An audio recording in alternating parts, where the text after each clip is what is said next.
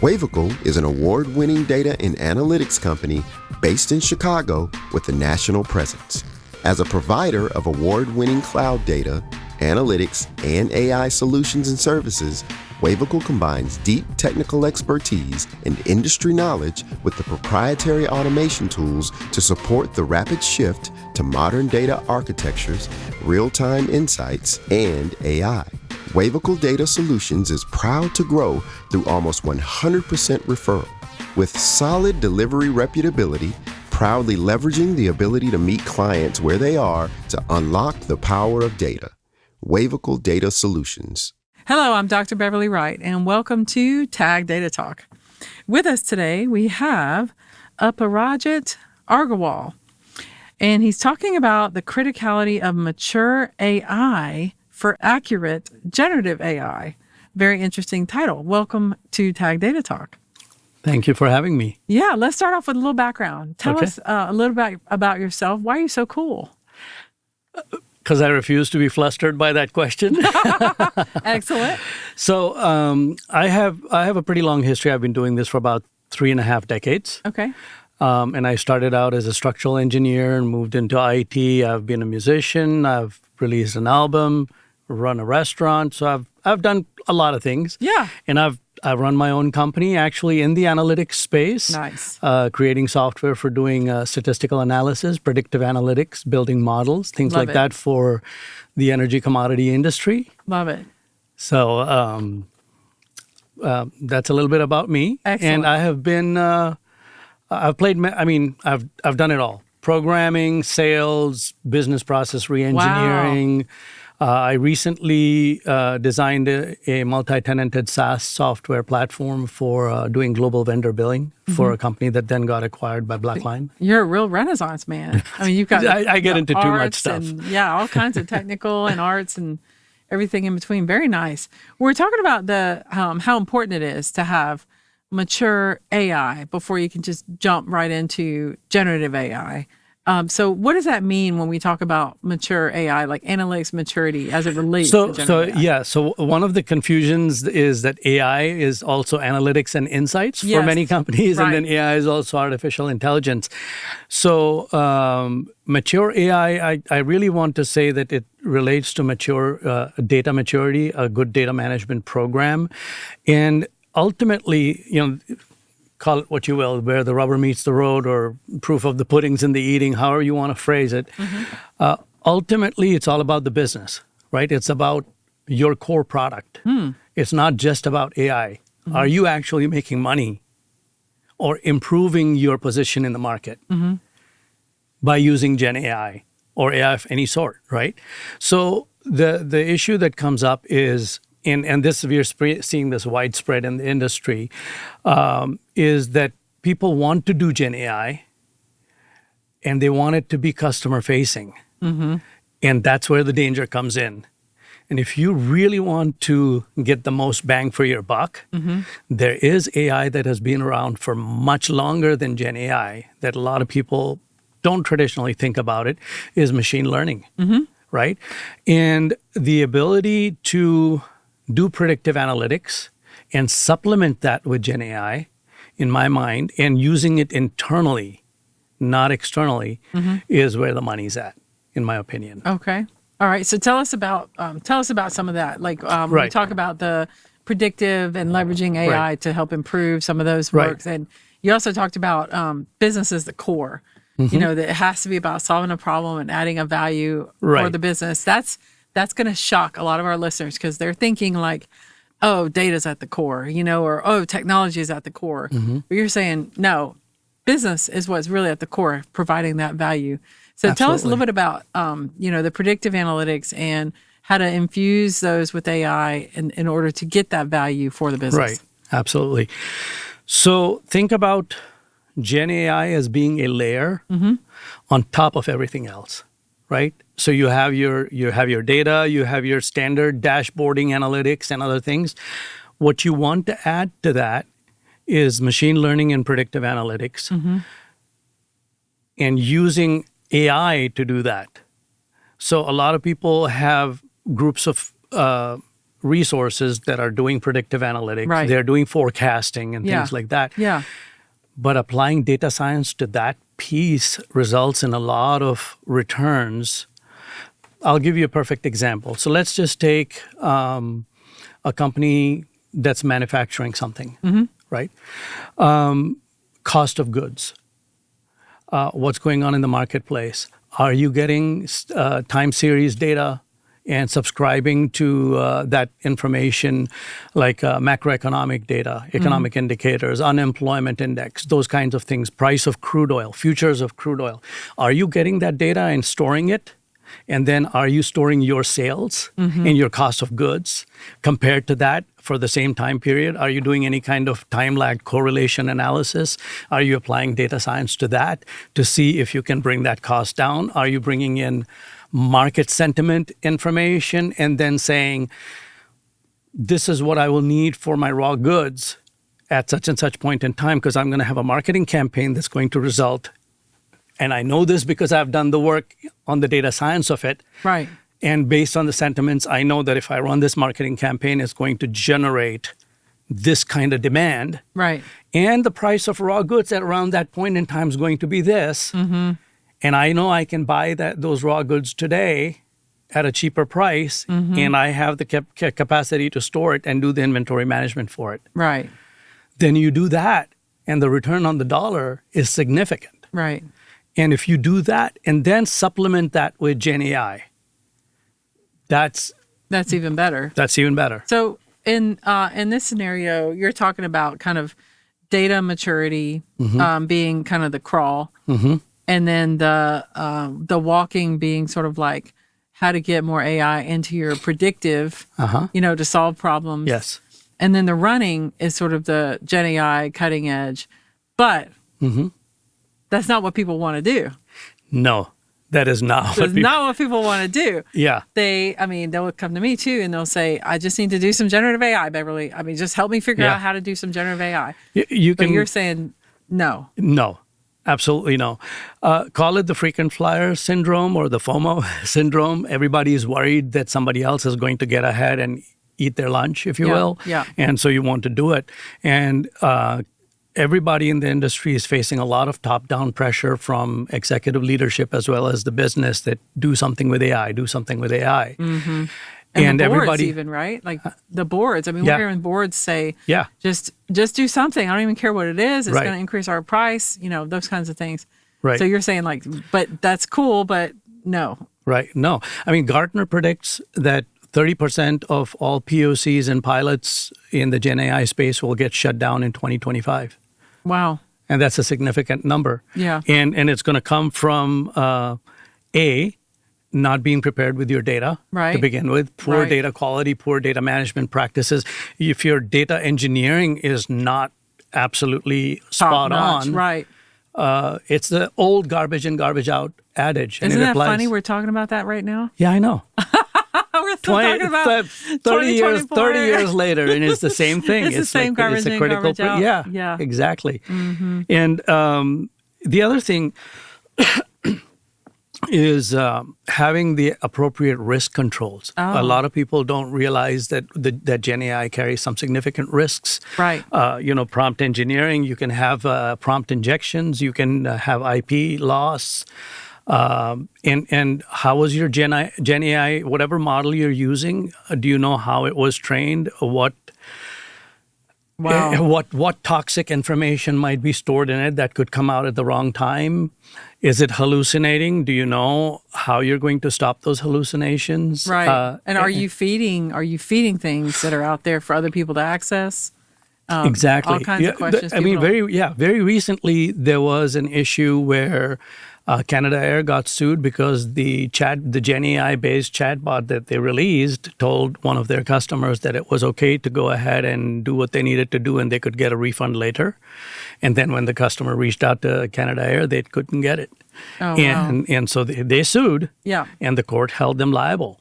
Right. And because their ChatGPT told them that, or whatever it was. Exactly. Their chatbot told them that. And the reason is because the chatbot was hallucinating. Yeah. There were no measures to say that you will only stick with this information. So, there's supplemental information that can be fed via prompt, and then there's the information on which the model was trained.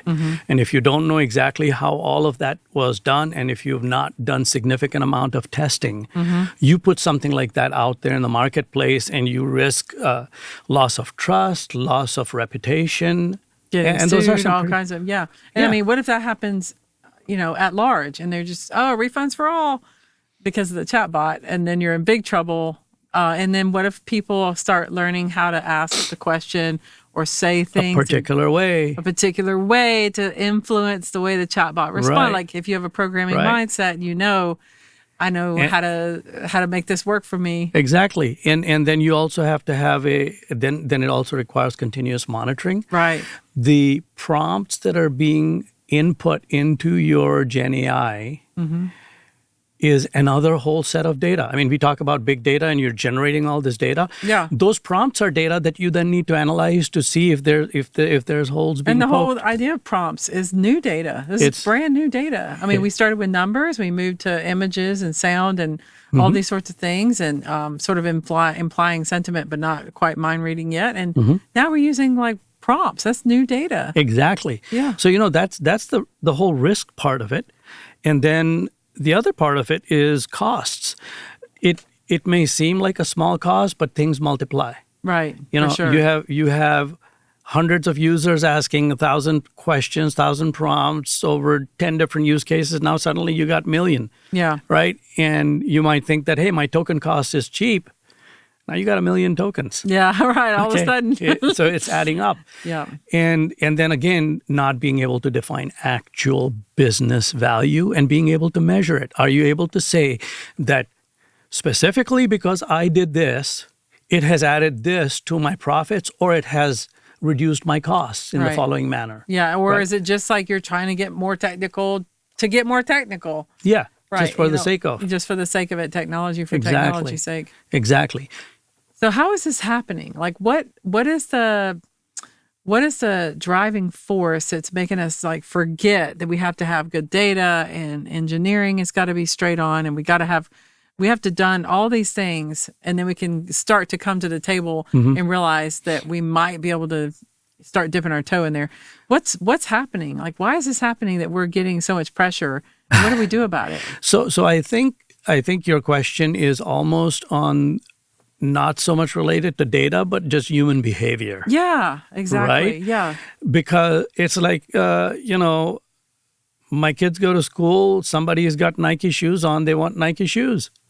Wow. And it's all just that. It is actually all, well, the driving force is different, right? The driving force for my child might be that I want to look cool. But the driving force for a CIO, CEO, CDO might be that I don't want somebody telling me that somebody came along and they did this and look what they're doing and they're taking away market share. But what you're saying is it's not just about market share and revenue. You're saying there's risk, like big potential risk, like lawsuit, you're going to lose your company, bad reputation, lose faith in humanity on certain things. Like if it were a healthcare company, people might lose faith. Yes. So you're saying because it's not just about looking cool and making money and saving, I'm the hero of the company or whatever. We did generative AI, blah, blah, blah.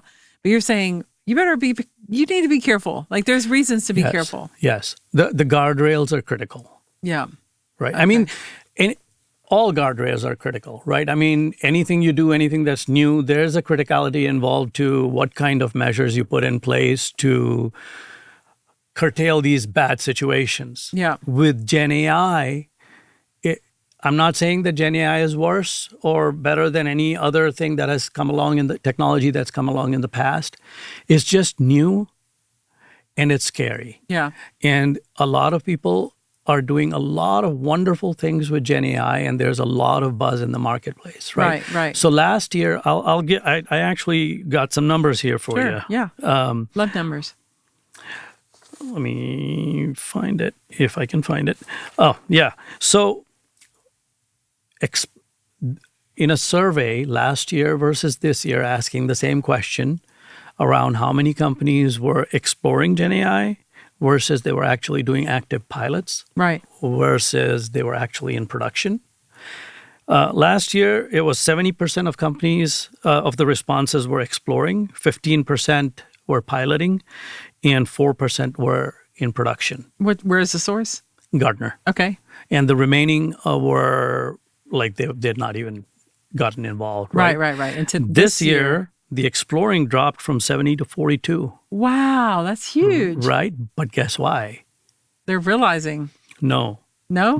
The piloting went from 15 to 40 there to you 45. go. Okay. Right? Yeah. So literally there's actually been a 36% jump year over year Yeah. on people actually getting heavily involved. And what's They've the gone- third tier? Now I'm dying to And know. the third tier is they're actually in production. 4%. 4% last year versus 10% this year. 10%. Okay, so 6% increase. More than double. More than double. Yeah, increase. yeah. For that. How about that? Right. Exactly. So, what piece of advice, like if you had to give one final piece of advice, is it to wait? Is it to focus your attention in the right places? Because everybody's trying to come up with use cases for Right. generative AI without thinking about It's the data. it's a question of how deep pockets do you have? Yeah. Because there are certain critical things that you cannot overlook. But that doesn't mean that you just focus over there and leave GenAI completely alone, because GenAI does have its place. Mm-hmm. And where it finds its place today in today's world is internal productivity. How do you increase it? So again, I've prepared a few things over here that I can talk about. Text generation, knowledge search, translations, speech to text. You know, if you have a multinational company and you're creating marketing materials and you want to translate from one language to another, click of a button. Now you don't, you know, some of these processes are definitely coming down in terms of the intensity of work involved and Right. generating decent results. So it's increasing your productivity. Yeah. So you do want to explore that, Okay. right?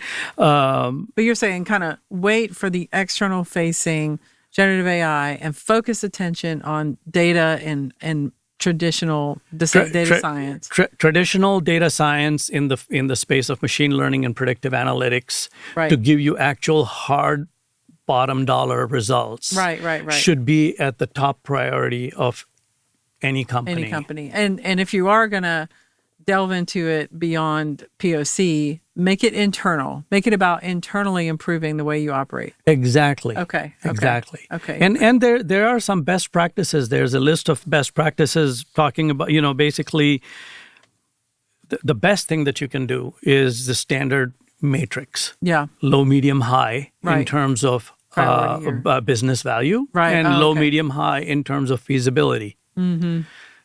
And you put whatever you want to do in that matrix and see where it lands. And if it's low business value and low feasibility, don't do it. Yeah, right, exactly. And what final piece of advice would you give to somebody who's really trying to understand this whole GIGO, like even in the age of AI, that you have to work on data and modeling before you can jump into generative AI? What So, is it? so the funny thing over there actually is that GenAI would supplement your machine learning and your predictive analytics in exactly the way of not having data. So that's actually, I'm flipping the conversation here a little bit. Generating synthetic data using GenAI can supplement predictive analytics. Nice. But as long as you're using it internally and you know what you're doing and you've got the right people watching it, making sure that it's generating what you want. Right. There's the whole circle, and I'm going to use a very mundane example. Let's just take a report, right? You don't want 3,000 reports out there. Right. You don't want to spend the money building it. You don't want to use up the resources doing it. But B, let's say that you've got a good analytics governance program, and you've got a report. The question to ask is, what am I using this report for? Am I actually using it to make a business decision? Right. What business decision did I make using this report last? Did that business decision actually generate revenue or improve something? Right. And can I measure it? And if I can't, then let me modify this report or modify my analytics so that I can make a better decision next time. That circle or loop, if you will, and continuously improving that needs to find its place in the Gen AI space as well. Yes. Okay. I see what you're saying. Yeah. And also, I think if I'm hearing you right, it sounds like get involved in some of the big picture, the things that are happening. Don't be so immersed in your company that you're just constantly giving into the pressure, but be aware of some of these statistics and get out into the community and talk to other people and hear what they're doing and the challenges they're running into. So you're not part of that 30% where things get shut down before they even begin. Right. Because of all the things that are missing beforehand. Right. And it's a new space. And, Yeah. I mean, and there's always this fear of like, well, it's moving so rapidly. Am I doing the right things? Yep. Where do you find the resources to figure out, like, am I doing the right thing? And I think communities such as this, Right. Yeah, sure. they're a wonderful place. Gartner is a wonderful place. Google and the internet is a wonderful place. And guess what? So is actually ChatGPT. Yeah, there you go. Love it. Excellent. Well, thank you again so much to I want to say it. Aparajit Agarwal. Fantastic. Did I say it right? Oh, that's absolutely great. spot on. For talking to us about the criticality of mature AI for accurate generative AI. Thank you so much. Thank you.